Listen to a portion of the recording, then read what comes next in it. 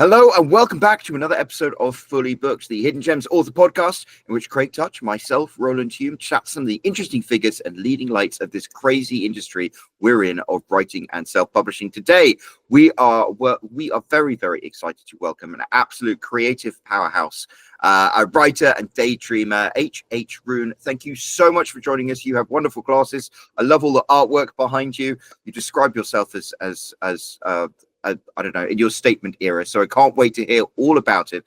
How are you doing today? Great. Thank you so much for having me on here. I'm excited to talk to you both. Oh, we are very excited to have you. Thank you so much for joining us. And of course, we wouldn't be here without the man himself, Craig Touch, the owner and founder of Hidden Gems and an author himself. How are you doing today, Craig? Perfect. Thank you, Roland, and thank you for joining us, HH. We are excited to talk to you because, one of the things that we talk a lot about on this podcast and, everywhere else that we do stuff is marketing your books, right? Self-publishers are in charge of not just writing, much to most of our chagrins, but, we have to do everything. And so if you're selling your book, it's hard enough when your book is a very clearly defined genre book. I mean, it's the path forward is maybe more defined, but it's still not that easy. But when you write something that is less, doesn't fit into a normal box necessarily, that becomes even harder. And so that is one of those things that we want to talk to you about, because you've written some books that are, that are outside of the norm, and yet you still have to be able to sell them. And I know that you have thoughts on ways to market books like that. So why don't you tell us a bit about yourself and the books that we're talking about here, and then we'll go from there. Okay. Yes. I live in the Pacific Northwest of the U.S. I was a daydreamer, undiagnosed ADHD youngster back in the 70s and 80s, and just taking it all in. I started kind of making up stories in my head back then and started putting them on paper at about age 8. That moved into me writing some children's stories as I became a nanny and then a mom, and then, but always like short stories too, here and there I would write different things. Writing has just always been a part of my life, whether I was working my plan B or anytime, I would just always go back to it. So yeah, I think that's kind of me. Okay, cool. I mean, I think that resonates with definitely with me, because I, have ADHD as well. Maybe just ADD. I'm not that hyperactive, but and that was never diagnosed as a kid. And I, in my working life, it wasn't until I was maybe in my 30s, and that's when I started, realizing it, and went on some medication and realized, wow, if I had that back when I was in school, I would have been so much better. I would have done so much better. It's so many writers, especially, I think, experience that. It's when our oldest son got diagnosed with ADHD, I was like, oh wow, this explains a lot about me in particular. And once you understand it, it's like getting an operating manual, isn't it? This is how my brain works. This makes life so much easier. Definitely. I know for me, my journey to the diagnosis and then all of the aftermath and thinking about how my life would have been different, or, if maybe I could have been different for all those years, that's going to be one of the focuses of my 4th book. So it's been a really interesting journey, and interesting, Greg, that you were late in life diagnosed too. I didn't necessarily have the hyperactive part myself either. I think I was hyperactive in my brain, but nobody else could see in here. So yeah, undiagnosed. And it wasn't like one of those things that you heard a lot about when I was a kid. I don't want to age you the way that I am old. You look much younger than I am, but at least when I was a kid, that wasn't something that people were talking about as much as they are today. So it was just not really a consideration, right? But, yeah. I don't mind saying that. I'm 55, so. Oh well, then we're similar. Right on. Okay, so why don't you tell us about the books, what you personally said to me as your weird book But why don't you explain what this book is all about so we have an idea of what you're up against when you're trying to market? Yeah. So my series came to me 25 years ago. This idea came to me a long time ago. So it's been with me. Sometimes felt like a curse, sometimes felt like a gift. But I've written this story about a woman who wants to live a bigger life. That idea hits her around 30. And she's realized that the majority of her decisions thus far in her life were made out of fear and staying safe. And so this idea comes to her, and it's to write up some of her memories of moments that she's had shared with other people in her life, and use the person's initials at the top of each excerpt and publish those into 5 little books, asking inside the books that the books be passed along until such time one would land in the hands of someone she wrote about, and that person would recognize her and bring the book back to her. So it's this idea of, a circle completed and this massive, potentially global literary adventure that a lot of people can take part in. In this story, I've been able to put in like so many diverse characters from lots of different walks of life, different places. The books actually move from state to state, so there's highlights on different areas. So I think that's a little bit throughout the books. There's 3 strands of narration. So I'm just going to make reference to my cheat code inside. The bolded text is the actual memories of the author, of the person that she's talking about. Could be a grandmother, could be a friend, could be an old boyfriend. The italics are her journal entries over time as she grows and changes and handles challenges in her life, while she waits for one of the books to come back to her. And then the regular typeset is the travels of the books themselves. So that highlights each of the characters that the book comes in contact with. Potentially there's an epiphany in their life and they pivot and do something different. And so that's kind of the concept. And that's why I included the cheat code, to help people get started into that before their brain registers that, oh, there's 3 different layers here. Right. I think so one of the things that I often ask. Go ahead. Oh no! Well, no. I was just going to say, what a unique idea for a book. But I mean, unique ideas for books. You're going off and doing something completely unexpected that other people haven't done before, which is both amazing and like an embracing of the creativity. But at the same time, it poses a problem of people like to get things that are easily defined. Yeah, true.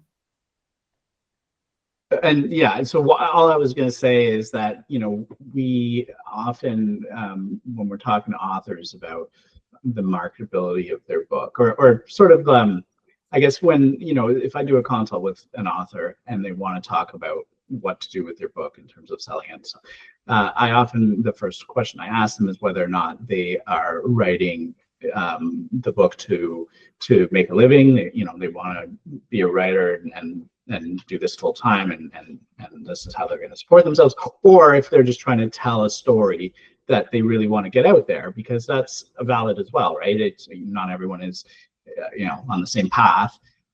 So I would kind of want to put that to you, is like, when you wrote these, were you thinking, I just have this story that I want to tell and I don't really care about the sales necessarily, or were you thinking, I'm going to tell these stories and this is how I'm going to support myself? Because that sort of defines where you're going to go with it. And when we talk about where you're going to go with it, it's I think important that we all understand what your goals were too.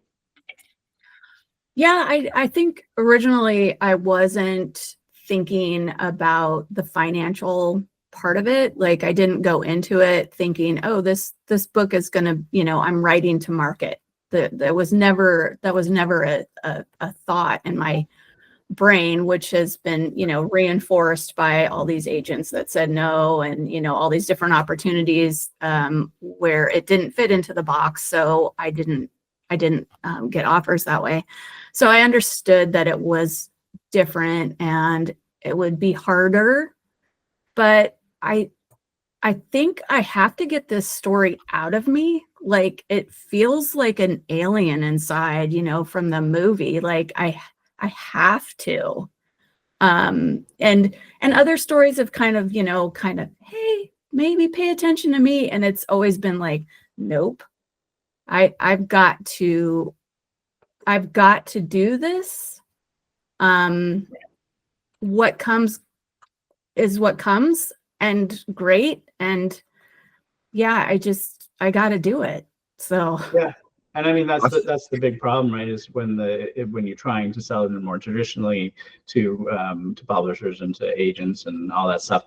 If it doesn't fit into a box, then they usually do not want it, because they are only looking like to profit. They're not, agents and publishers, because they're trying to be altruistic and have people tell their stories and not make any money. That's not ever their goal. Mm-hmm.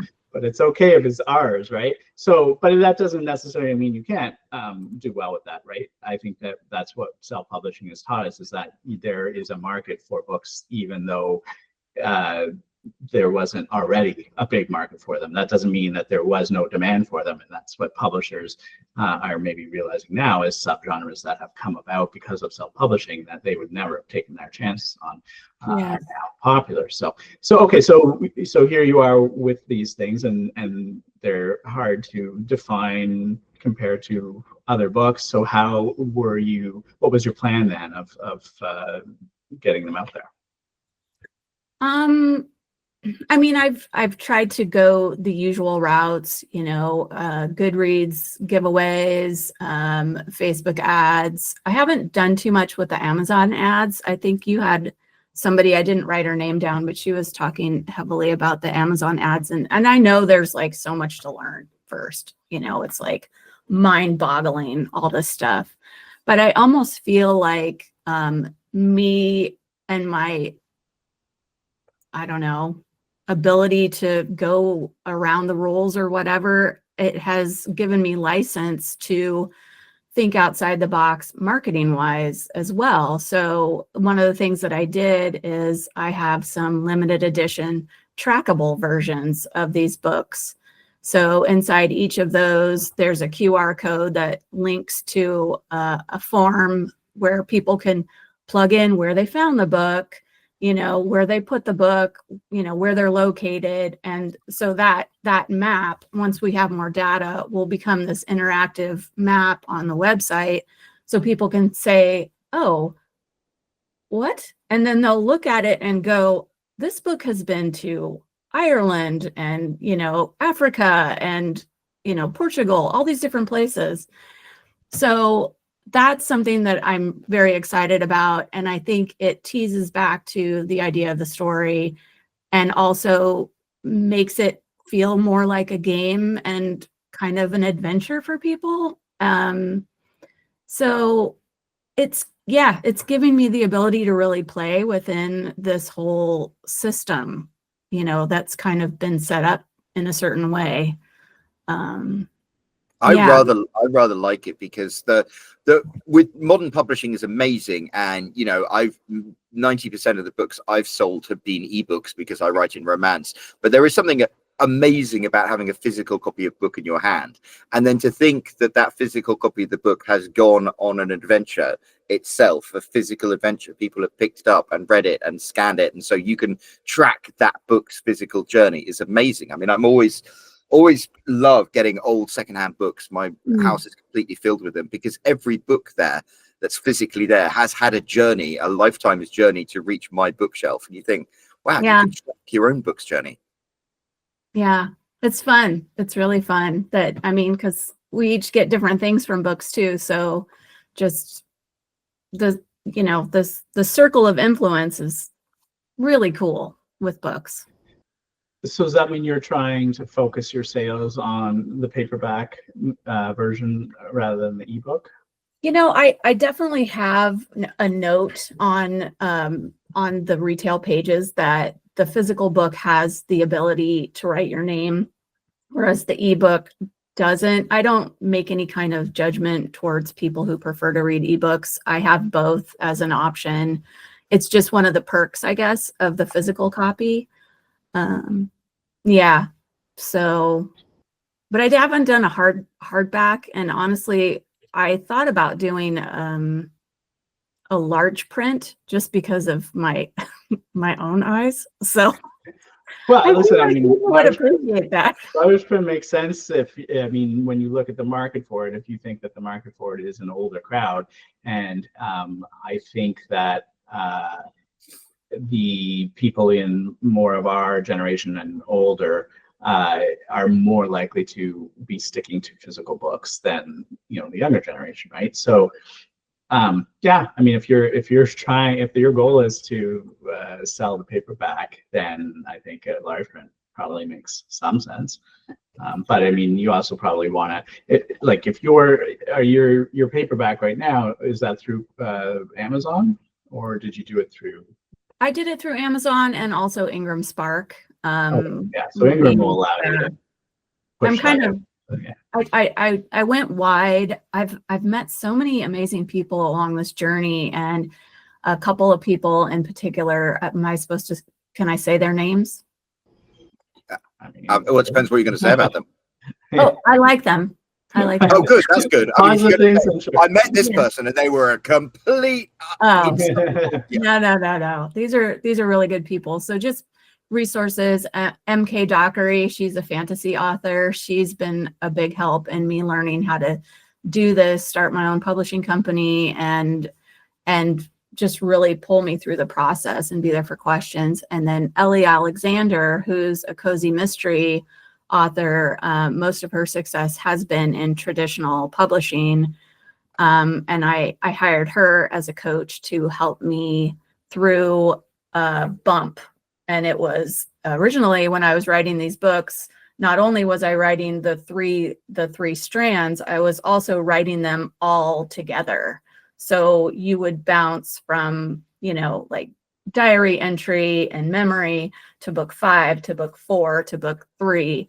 And, whereas my brain might have been able to handle it, I wouldn't put that out into the world. That would be painful for people to navigate. So we broke it into 5 books, which follow the 5 books, traveling books. So it made ultimate sense, but my brain couldn't get me to that solution until I talked with her. So Yeah, I mean, networking with other authors and publishers and people in the industry, that's so important. We talk about that all the time. That's why we have some groups for authors to come and talk and network and learn about things. And I think that's sort of like one of the most important things especially when you're a new author, but even when you're established, it never hurts to know more people in your peer group in your industry.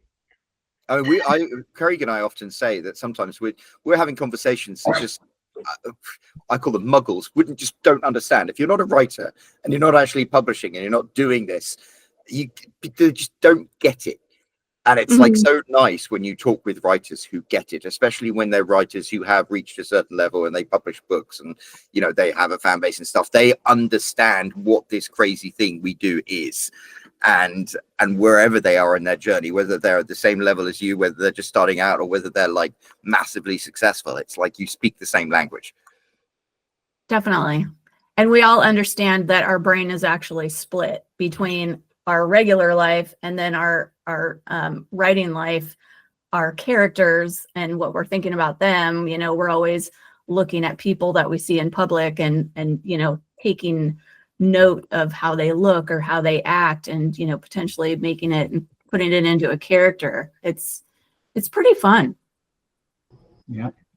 So when you've I mean, there's a lot of challenges that go towards writing a book that is that's not traditional as well, right? Because you don't have that roadmap that is so clearly defined by all people that have come before you that have written that kind of book. So it's sort of like what you're saying is you have all this stuff and you're thinking, oh, I do this and that, and then somebody's telling you, okay, well, that might not make a lot of sense. So then you have to rein it in. Those are things you got to learn. And so writing it is also a challenge, not just the marketing of it, making it cohesive when there isn't sort of a blueprint already out there for how other people have done it before you, right? So have you gotten feedback from a lot of readers and did you do like beta reading? Like how did you determine that this format that you landed on would work? Yeah, I do have some beta readers. I have, that was one of the things I think that I was really bad at, originally, is I did everything myself. And I imagined that I had to do everything myself. And so after my first book, I originally published the book with a different cover and edited by friends. So like, not great. So I had some success with that. There's a number of them out there. In fact, last time I looked, there was one reselling for $100 on Amazon, and I'm like, wow, okay, that's weird. But so I republished with a new cover, and I got an editor, and I got a cover artist, help, and I had to get over myself and this feeling that I had to do everything myself and ask for help. And then you start to build a team, and then it doesn't feel so overwhelming that you have to do everything. Yeah, that's kind of a thing. I think that's another layer of like maturity that you reach as an author when you start. If you think it's expensive to hire a professional, try hiring an amateur. Yes, true. Okay, so when you've built the book then and you want to start marketing it, where were you looking to find your tribe, your people that you think that would be the best audience for this? Most of my efforts have been done on TikTok. I have, well, let me think. I think I have like 1,700 followers, which isn't a ton, but I feel like they're quality followers, if that makes sense. They're interested in what I'm talking about. They get me. A lot of them are authors too, and there's a lot of back and forth with them and support, both directions. And then I did send some books to some book talkers, and they've, done videos about my books. One of the things I think that I didn't really register, and it's a new lesson for me, is just to pay attention to the timing of the year when you're marketing something. Like I did kind of a big burst of reach right around September and October is when people are kind of, the readers are gearing into getting like a cozy mystery or some kind of fall oriented story. And then that leads into like, the Christmas holidays and things like that. So my book doesn't hit holidays really. So it's just another interesting nugget to pay attention to, I think, when marketing. So those are all just the lessons that come, So yeah. What do you think about the potential TikTok ban? I mean, it hurts me. It hurts just because I think the community there is so amazing. That's actually, TikTok is how I went and got my ADHD diagnosis too. Like I was seeing people that were dealing with the same things, and then actually I took a day and I wrote down every symptom, that I could relate to. And I took that, it was a 2-page document. I took it into my doctor and I'm like, look, and she's like, yeah. So, I think it's an incredible resource. I think it would be a real shame if it'd be done. So whether the government can rework something and work this out, or whatever, there's so many people that are making their livelihood on TikTok. I think it would really maim our country potentially at least a lot of people in our country. So I think it's a bad idea. Yeah, I think it would hurt. It would definitely hurt a lot of authors, that because book talk and all that is pretty big. It's become much more popular in the last couple of years, and with Twitter kind of dying out or X, we're running low on the most popular social medias where we be talking. I mean, a lot of people don't use Facebook anymore, and X has become a cesspool, and and TikTok might get banned, and I don't know. I guess we got Instagram, and I don't know. Yeah. So yeah, book talk, but sending your book out to influencers, those are really good ideas too. Have you gone and done any in-person sort of like book signings or events where you can sort of meet people and talk about your book at all, or is it all just been sort of online stuff? I had one book signing for my original, and then I didn't have another one for when I republished, and then I was set to have a book party for my second book, and then I got sick because everything makes sense when you're trying to plan something. But so, and then it led into the holidays for the bookstore, and they were like, look, we don't want to do anything, and I'm looking at my third book coming out in the spring, and so it's like, well, we'll do something for the third book.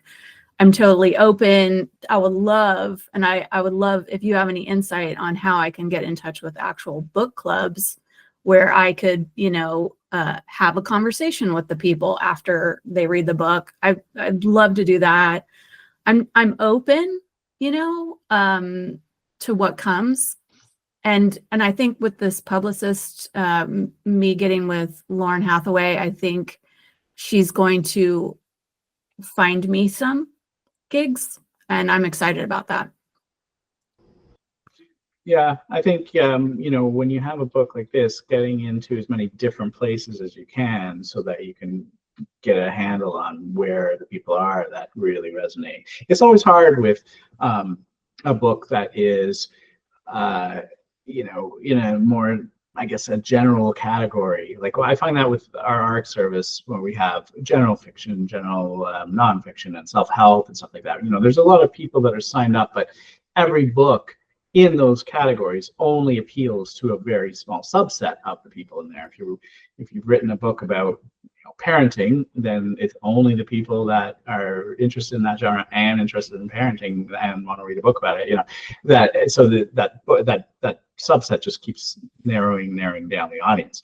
So when you have something that's hard to sell in this way too, it's not like you can be like, okay, my genre is this, so I'll just find the place that where people talk about this genre, because it's a small bit that fits within that genre. So now it's only going to appeal to them. So there might be places where those people live and play, but finding it is kind of that really hard thing. Did you what are the genres that you're trying to put this into? Like, when I look at it on Amazon, I see it in ranked, at least, in biographical fiction, women's literary fiction, contemporary literary fiction. So that's where I'm getting sort of the idea of. That's for book 2 actually, but book 1 I think was also in women's fiction, right? So is that sort of that target that you were aiming for? I think so. I originally really thought that this book would really only be of interest to women my own age, kind of in my neck of the woods. I've had a lot of feedback from men that they enjoy this. It's kind of an invitation into a woman's brain, is what somebody said. And, that I think that's interesting. I mean, wouldn't it be fun if men read it and then suddenly understood their wives maybe a touch more, Mm-hmm. How cool would that be? I think that'd be a win. Absolutely. I mean, I read a lot of romance, and I have to admit it's wonderful to read because it does help you understand the thought process of the mostly women who write it, and it's like Mm. it's fantastic. That's the whole thing with writing. That's what's so amazing about writing. You write a novel, and it's so intimate when you read something that somebody else has written, because you get to meditate inside their head. Mm-hmm. Yeah. Yeah, and I mean, even, you know, the strict rules that we're given, you know, in all these different books all the time. I don't always write in complete sentences because we don't talk in complete sentences. So I'm writing the way I'm talking. And one of my author friends said it's a little bit like reading ASMR in word form, Yes. you know, because it's like, oh, this is really easy. Another person said it's like sitting with an old friend. It's conversational or relatable to a lot of people. But God, I've had so much fun because I've also integrated some, you know, lesser known US history in some of these, you know, opportunities with these different characters. They were born in a time and they had this experience, and my ADHD brain can geek out on research. Like, cool. This is fun. Do you like that, Craig? You know, sometimes you go down that rabbit hole, and for me it's like I'll spend more time researching something and it'll take me off in these directions, and then I realize, you know, I've spent far more time researching things that I found interesting that really don't even apply. Yeah. Yeah, the ADD just keeps me going around and around, and then you hyper focus, right? That's Yeah.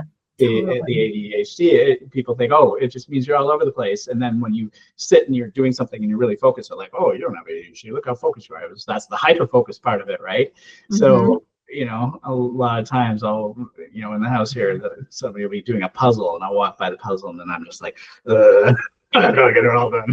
You know, it's like, so yeah, I can see how, you know, the research part, it can get really can draw you in as long as you stay on track, right? Yeah. It's I have gobs of notes. I don't know how much notes you have laying around your office. Oh my goodness. Yeah, you can pull them all together. You know, one of the cool things, if you never looked at it, is if I don't know how cozy you are with AI, but Notebook LM is a free thing by Google, which is you can take all of those notes from disparate sources and pour them into this one Google LM interface, and then it allows you to use them all cohesively and be able to pull information from all the sources as if they were like all together and talk to the AI, and it'll use just your information to provide you the answers and collate things. And I think when you have tons of research and tons of different documents and YouTube videos and all that stuff, and you can put them into one thing, that really helps be able to organize. But, does it cite each thing, or it just melds them together? So it's all in there as separate things, but if you and you can sort of talk to it and be like, okay, tell me about this thing, and then it'll pull from those sources. And if you wanted to, you could be like, okay, where did you get that from? If you needed like a specific site, yeah. So yeah, it's a cool little thing. But anyway, so what are some of the other, I guess, non-traditional ways? You mentioned that the tracking and you know, that you've been looking for different groups that you can go to. I know if you're advertising, are you advertising actually on either Amazon or Facebook or anywhere? I haven't done too much. I've really been focusing on editing my third book, and now trying to just have my name be, you know, a little bit out there. So I haven't done much advertising. I'm looking at that. Probably I will hit that after my time with the publicist is over. But I'm open, and I'm excited to have found you two and your podcast, because like, huge encyclopedia database of all these amazing resources and people. So I'm super pumped about that.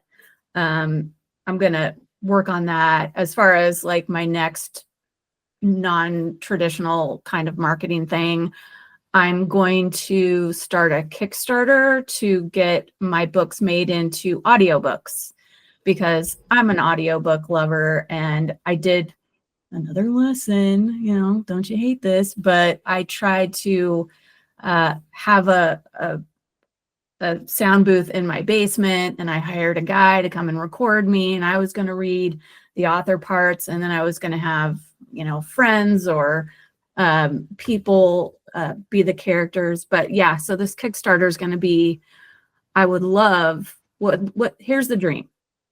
Have this Kickstarter, have it turn into something, and have it be a multicast production, because I have so many characters going throughout the book.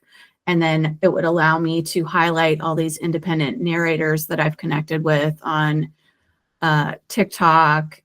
And, then we can be supportive of each other. It's built this really fun thing to listen to that kind of sounds like you're sitting and watching a play. I like that. So, So if you haven't already, then I would just suggest starting off with listening to podcast number 149. We spoke to Frankie James about the do's and don'ts about creating an audiobook, and that was something, what your story there was sort of reminding me of her, because she initially sort of made that attempt to do it all sort of herself, and pulled in her, I think it was her husband, and and then she did learn, make some mistakes and learn some things, and so there's some good. We've done a few episodes on audiobooks. That was probably the most recent one, and that one to me sounds very similar to what you're talking about. But yeah, Kickstarter can work too. With Kickstarter, you've got to be able to get it out there to people, though, right? So you still have to know who your audience is and where to find them. Maybe your TikTokers will be interested in that and fund it, because yeah, it's not a cheap thing.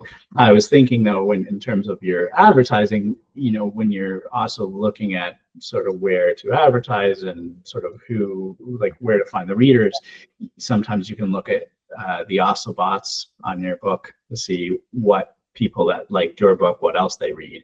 And then that might give you some ideas about places to target when you're doing your advertising. Or places to, if some of those books seem like they might have places where their audience goes that you can easily identify, then maybe that's the place to go, right? Sometimes when you were talking about how it helped people understand, the women's brain and how it worked, I was thinking about, and not that I've read them, but I think the idea of those, men are from Mars, women are from Venus, was all about that, right? Trying to understand each other. So maybe that kind of audience is one, right? So that is always the challenge, though, is trying to find our audience. And a book like this, it is much harder. Yeah, in fact, my local bookstore has it in 2 different areas. So it has it in fiction, and then, it could land in the memoir area, really, because that was the hard thing about picking categories on Amazon. It's like, if you say women's fiction, that's it. And Ingram Spark doesn't even offer women's fiction as a category. So it's like, you have to, it's really hard to just plunk it into something, when I'm kind of trying to go like this. And categorization is so important to so many readers as well. It's like, they have their particular genre they want to read. They discover books by going to the top 100 in that genre. So if you have a trouble like finding your niche, it can be very difficult to organically find new readers without doing that marketing. Yeah. And so much to do. Hello. Oh my gosh. And I think with, at least with advertising, once you start doing that, you might be able to find the algorithm sort of look for people that are same. Not that you can really use that, but then once you have those people coming in, I assume you have some kind of a mailing list set up so that people can sort of join your mailing list, so that you can then sell them the next book and talk to them. Is that? I kind of do. I'm leaning more towards Substack, actually. I think I'm gonna hit the Substack. I like that, but I understand the idea of sending emails to people, but I don't know about you. I'm inundated, and like I don't even look at them after a while when they come in. So I want it to be something that people want to engage in, but not bothersome, you know, like the once a week or the once every 2 days or day. What? No, and I'm Oh not no, gonna yeah, you do don't want that. to Yeah. send something that often, but no, I mean you can do it however you want, but the idea is that like especially, I mean it's important for any author, but with something like this where it's hard to find your audience, you want to make sure that people that do come, you're still able to contact them in some way so that when the next one comes out, you can let them know. Yeah. And so what, you know, whether that's a Substack or mailing list or whatever, but yeah, I think that's going to be key for you is to make sure you own your ecosystem and not just every book you put out, you then have to figure it out again. Mm-hmm. Yeah, you're totally right. Yeah. And then the other advantage of that is, you know, with Facebook advertising, you have a list of, you know, if you have a newsletter, then you have a list of emails that of people that like your book. You put that into Amazon advertising and have them build a lookalike audience based on that list, and that will expand the list out to at least what Facebook thinks is similar type of people, so that when you advertise, you're not just doing it blindly to random people. Because like you said, like you might have an assumption about who your readers are, like women, and then you find out, oh, a lot of men like it too. And then because it's in women's lit, a lot of men aren't going to find it because they're not looking in those genres. So, you know, being able to figure out who your audience is so key, but sometimes so difficult. For sure. I have not made this easy for myself. I will agree with you there. But that's okay, you know? I think that's because you had this vision for it, and you said you've been working on this book for 25 years. So, like, when in your life did you start doing this? At what point were you a child? Were you a teenager? Were you older when you said, like, I have to write? This story came to me at age 30. So I mean, 30 is kind of that age where you start to look back at your life and go, oh, I could have done this, or I'd like to do this, you know? So yeah, it came to me then, and I've been writing it ever since.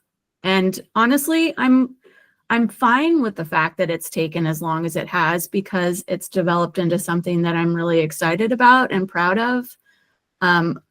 If I would have finished the series 10 years ago, I wasn't the same person that I am now, and, you know, I'm moving towards. So it's taken as long as it's taken because it's just taken that long.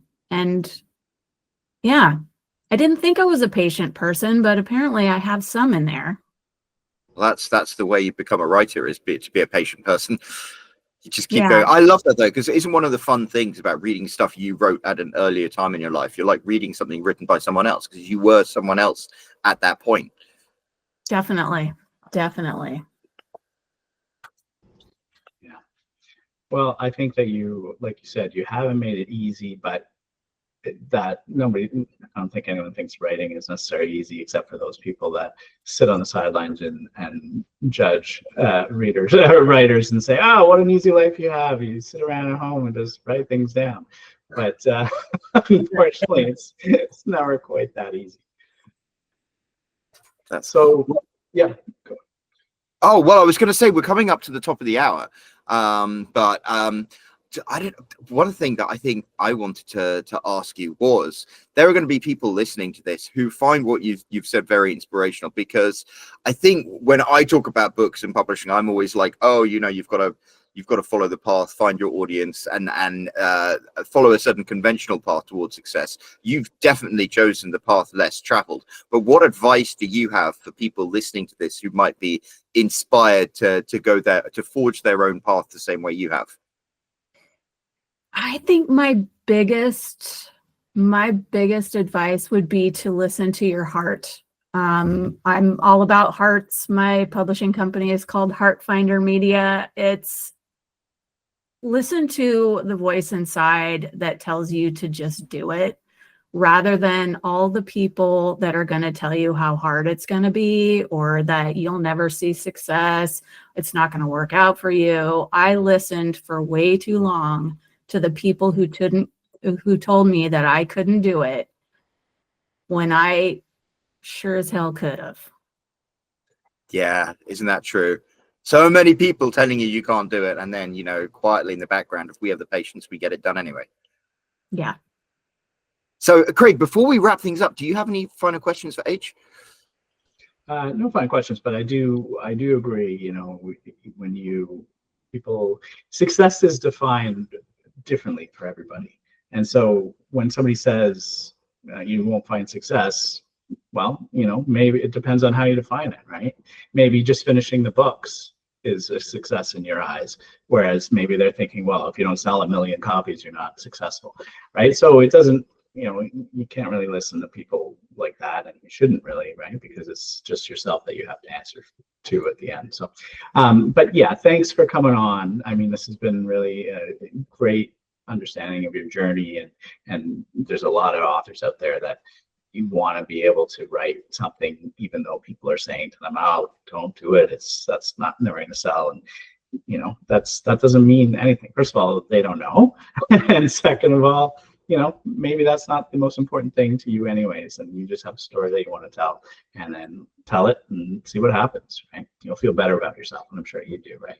So thanks again for coming on, and hopefully book 3, helps you find more of your audience than you've already found.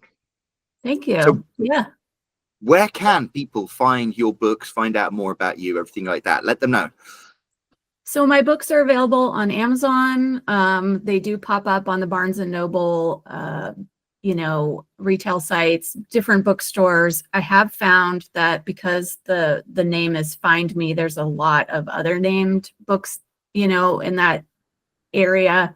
So it helps to put Rune in with Find Me to do that. I haven't figured out the SEO on my Amazon page or whatever to really grab people, straight from, and maybe with the advertising that will do that. So yeah, they can buy them from my website, get a signed edition. Yeah, they're everywhere if people look. Well, absolutely. Well, you know what? We'll make the job easier for them. So we'll pop a link down in the description of this video down below. So if you've enjoyed everything that H shared with us, make sure you scroll down and click on that link and check her out. And, while you're down there, there's that big empty comment section. Why don't you leave H a comment and let her know how much you have appreciated everything she has shared with us today. And especially, maybe one of these days you'll run into a copy of her book flitting its way around the world. And so you can keep a track of it there. And while you're down there as well, there is that like button, that subscribe button, and that bell icon. If you click that, you'll be notified every time there is a new episode of Fully Booked. And of course, there will be a brand new episode of Fully Booked coming next week. So until then, cheerio.